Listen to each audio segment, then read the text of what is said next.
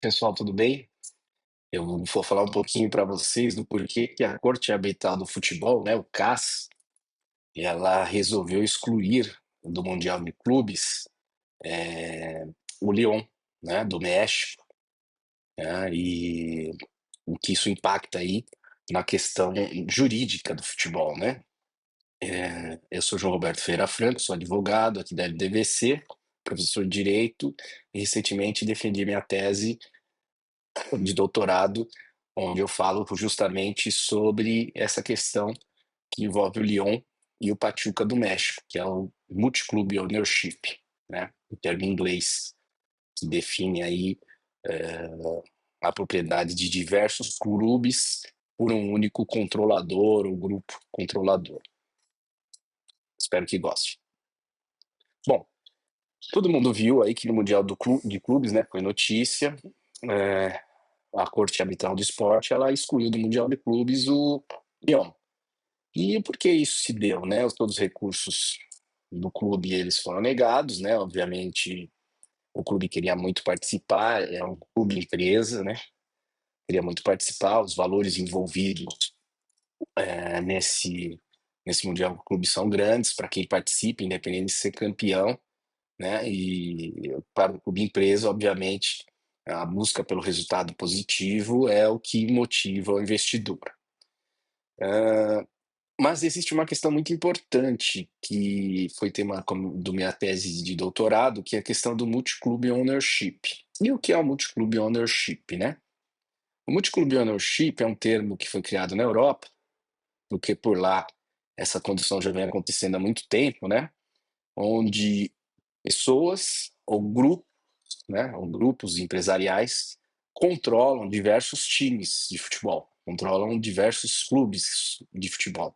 Obviamente, esses clubes são clubes empresas. Cada país tem a sua denominação. Aqui no Brasil é SAF, em outros países essa denominação muda, né? É, em Portugal é SAD, enfim, em outros países essa denominação muda. E o que isso impacta, né? O que a FIFA entendeu que isso impacta? Impacta justamente na questão da lisura da competição, né?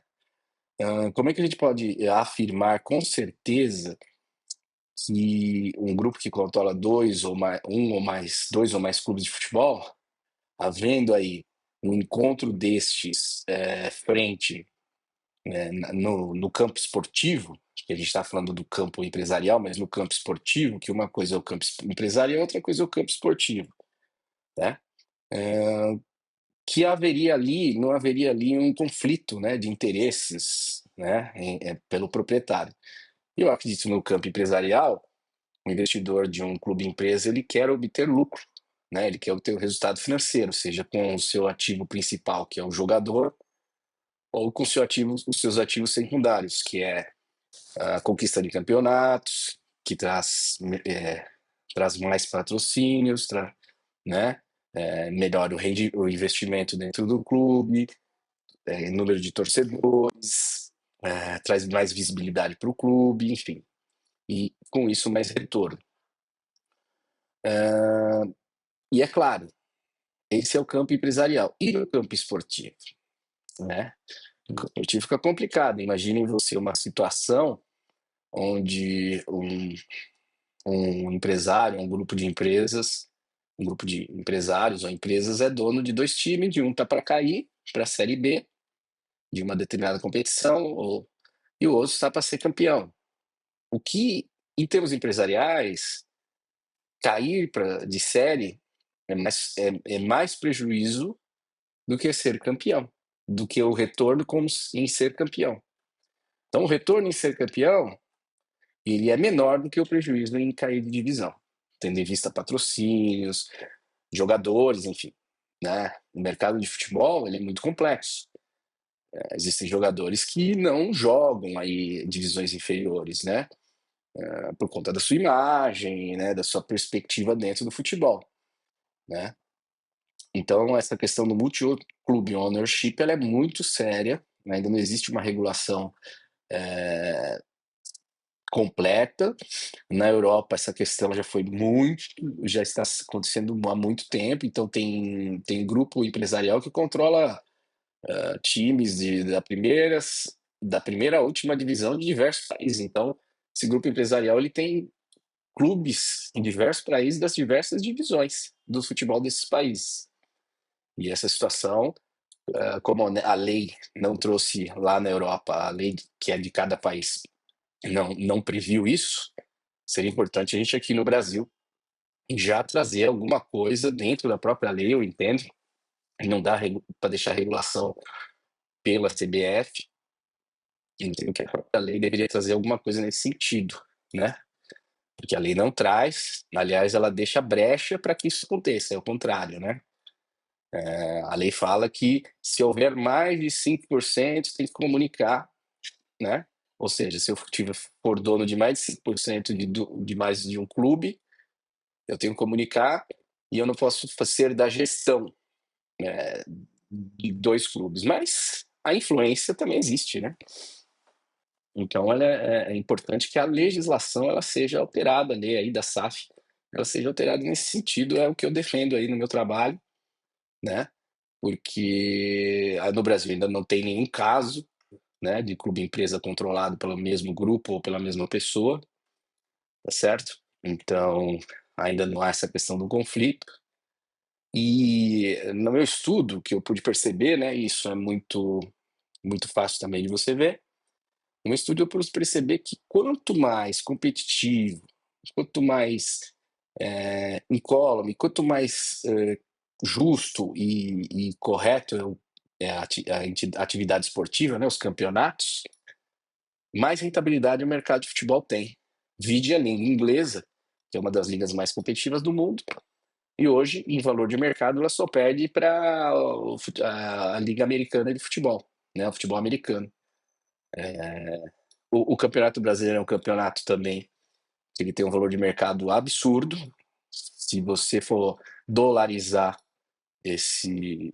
o Campeonato Brasileiro, ele está entre um dos maiores do mundo, justamente por conta da sua capacidade de gerar campeões, né, da sua competitividade. Existem outros problemas ligados à administração do futebol, que ela é feita por entidades, obviamente, mas em termos de futebol em campo, isso se deve muito pelos meus estudos aos torcedores, né? Isso faz com que os clubes aqui, os campeonatos sejam competitivos, né? O torcedor cobra muito, então o campeonato é mais competitivo porque os clubes precisam realmente ser competitivos para se manterem nas divisões principais dos campeonatos brasileiros, dos campeonatos do Brasil, desculpe, principalmente o brasileiro. Então essa questão do multiclube ownership ela preocupa e foi por isso que o Lyon foi excluído, porque o Lyon é do mesmo grupo do dono do Pachuca, que é o mesmo grupo empresarial que é dono desses dois clubes lá no México. Eles tentaram, de alguma maneira, fazer um recurso dizendo que a gestão não a mesma, que só tem investimento, que eles iam fazer com que um clube tivesse uma gestão diferenciada, enfim, que não interferisse aí no resultado esportivo, mas não houve aí o aceite aí pela CAS, né? O que fez aí, combinou com a exclusão, né? E o que se vê é que havia também um pedido para que um clube entrasse pelo ranking, né? O Alajuelense, né, da Costa Rica. No entanto, o que o caso decidiu é que vai haver aí um confronto entre a América do México e Los Angeles dos Estados Unidos para preencher essa vaga, né?